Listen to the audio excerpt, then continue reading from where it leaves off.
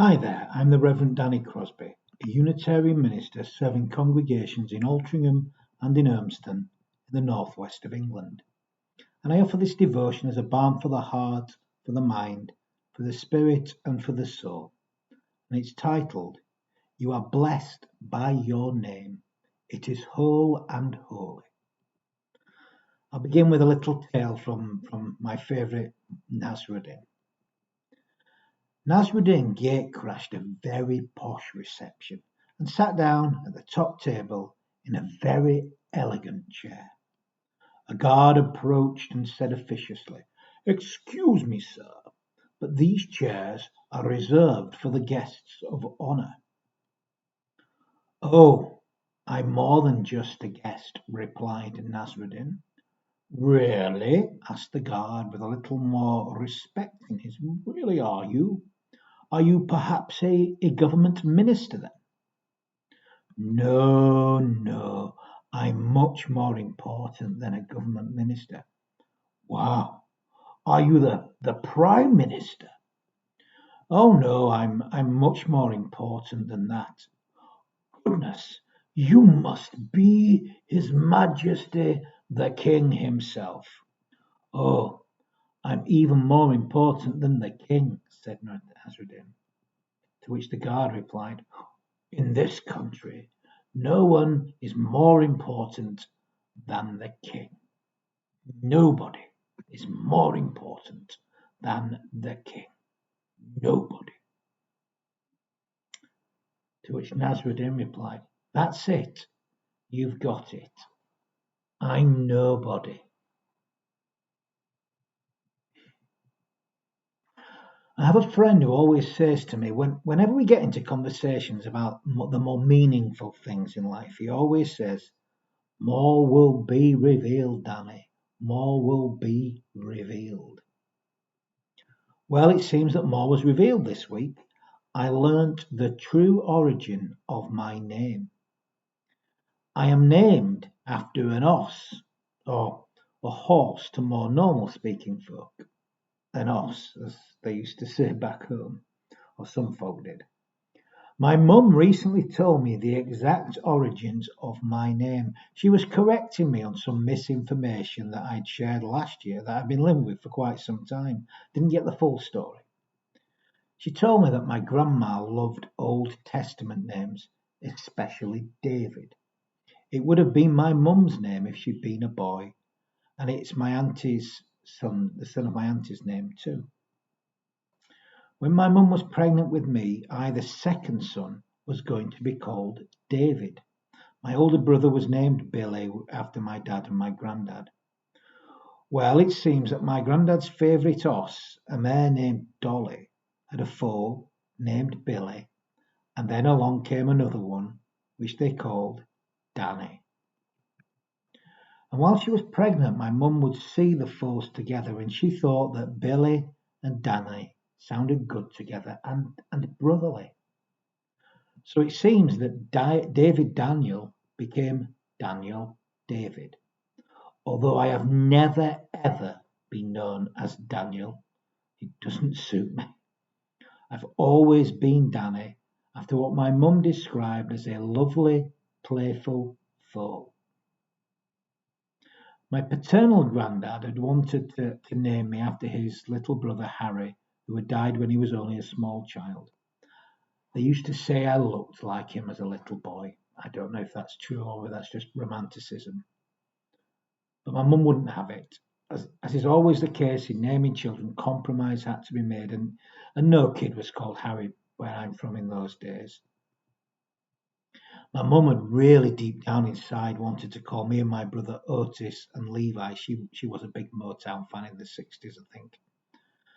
I'm not sure that would have worked either in a small Yorkshire town in the 1970s, although my brother did later in life change his name to Otis. Worked for him, he was a musician. I have always felt happy with Danny. Never Daniel, though. I'm kind of pleased, these days that I was named after an os, or more accurately, a lovely, playful foal. Whenever I conduct a child blessing service, welcoming a new life into this world, I say, among many, many other things, something like the following about their name. We take the opportunity to recognize this child by name. In this act, we declare that the child is an individual, a unique and separate person with a dignity and life of their own. They come from us, but they are not ours. In giving them a name, we declare that we will respect them as themselves and give them the freedom to be themselves. And I think when someone recognizes themselves in a new way, I believe it ought to be done in a similar fashion, a blessing really. If they change how they are known to the world by name or by pronoun, they should be recognized, blessed, and celebrated also. I want to celebrate the diversity of all creation. I want to recognize everyone by their true name, bless them by their name as whole and holy, exactly as they are. We declare that ourselves, I believe. When we name someone, or for that matter, anything really, something, we acknowledge their existence as in some degree separate from everything else that also has a name. Yes, of course, everything is interconnected, but everything also exists as itself. In naming, we confer the dignity of autonomy, while at the same time affirming its belonging with the rest of the named world. To name is to recognize, to acknowledge, to love, to make familiar. We name many things in life, not only our children. We give friends and those close to us pet names and nicknames. I spent a great deal of time choosing Molly's name. She is called Miss Molly Malone, although this has morphed into Molly Moo Moo Moo sometimes, or just Miss Molly, or Molly usually, or Moo sometimes. Her actual pedigree name, the one given to her at birth and registered with the Kennel Club, is actually Ken's Duo Spice of Life. I have never called her that. It would be like calling me Daniel. I think Ken's Duo Spice of Life doesn't really suit her, does it? Molly or Moo. I have three friends, all called John, who we meet up regularly, on quite frequently actually. And obviously this can be confusing, so they all have another name to help us understand which John we are referring to. They are known as Welsh John, Tesco John, and John the chef. I'll leave you to work out why. In times gone by, this is actually how surnames were conferred upon people. You know what? I reckon we ought to start doing it again rather than our actual surnames, names like that. I wonder what mine would be. Danny the Horse. Somebody's been calling me Danny the Horse this week, actually, as a result of hearing my little tale. There are worse things to be called, I think. Or a lovely, fun little foal, perhaps, is more accurate. Molly had her first trip to the beach last Saturday.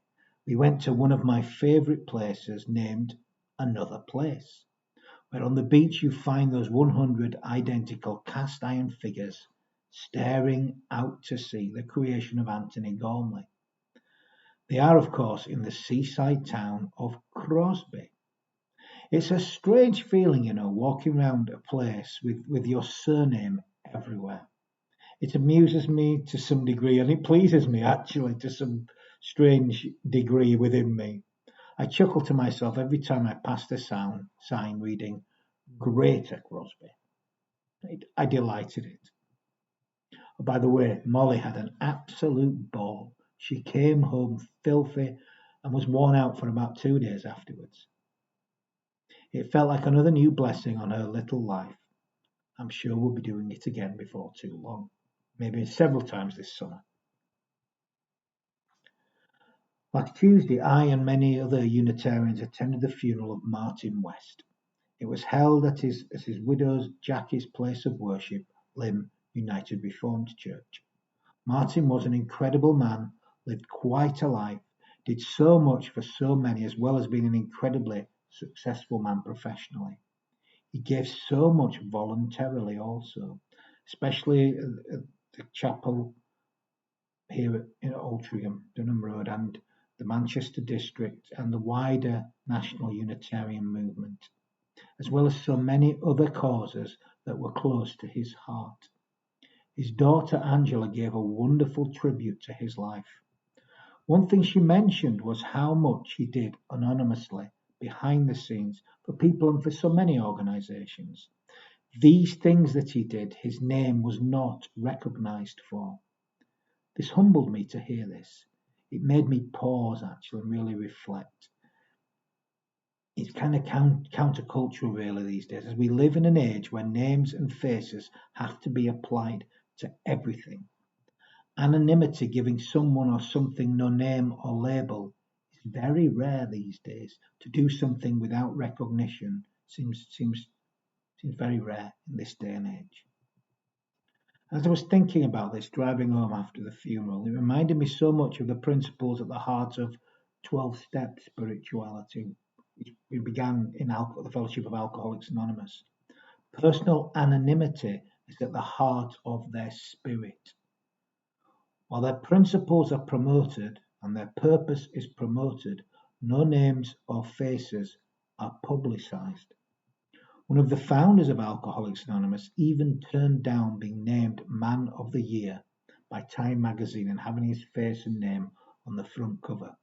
Although I understand he did enjoy telling his friends if they came to dinner that he did so. So while he remained anonymous, he was still very human. He still liked to talk about it. He was only named publicly, at least, after he died. Again, this just seemed to go against the grain where celebrity and endorsements seem key to promoting anything in life. There is a power, I've found, in the humility of anonymity, something I remembered on Tuesday at Martin's funeral. Not everything we do needs to bear our name. It can still be done anonymously in the name of love. But we all have names. We all have identities, things that describe who we are. No doubt we have all had nicknames given to us too. Some will have been loving, welcoming, and rejoicing. Others, the opposite. These are names of rejection and disconnection. The names that tell us that we do not belong here. There is no love in such names. They make some people the other. Such names are dehumanizing. I see and witness this everywhere. It seems it's growing, actually, I think, in some ways. I'm not going to name such names here. I'm sure we can think of many. They are often powerful words used to exclude people and make them feel somehow less than welcome, less than, full stop. Such words deny the inherent worth and dignity of people. They reduce people to lesser people, or they try to at least. I'm sure we can all recall such words and name calling in our lives. We should always call one another by names of love and not names of shame. Names of connection, not separation, not disconnection. We like to name things though, to label things. It helps with identification, it helps with belonging, particularly if you feel that you don't belong, to identify yourself as you truly are. The truth is, though, that our names and even our labels are only one small aspect of who we truly are. Although each of us is unique in our own right, every single one of us belongs first and foremost to the family of life, every single one of us. Everyone has an inherent worth and dignity in the fact that they exist at all. Any name we give another that rejects this is dehumanizing and destructive to this dignity. In naming, we recognize someone's sacred humanity. Every one of us is a sacred blessing to life. This is why the child welcoming, naming, or christening, or baptism, whatever you want to call these services that I conduct, I call them blessings. I name them as blessings because I see each life's potential as a blessing, and I want to recognize this within the service itself. We are all sacred beings born into this world, and anything that rejects this, any act of dehumanization of a person's human identity, is a rejection of this sacredness. We need to bless more, and we do this when we recognize one another's sacred humanity. And this begins by naming and asking how a person prefers to be referred to, understanding and accepting and recognizing and celebrating their holy name. I really do not understand why people seem to get so upset by individuals' preferred pronouns. I say, come as you are, exactly as you are. I want to celebrate your human uniqueness, the diversity of all creation. We all have the divine within us. We are blessed by our names. We are whole and we are holy. When we look at one another, we must first recognize each other's sacred humanity. I see all ground as holy ground and all humanity as precious. We need to see all people as whole and holy and worthy of dignity, first and foremost. That's the first thing we must see.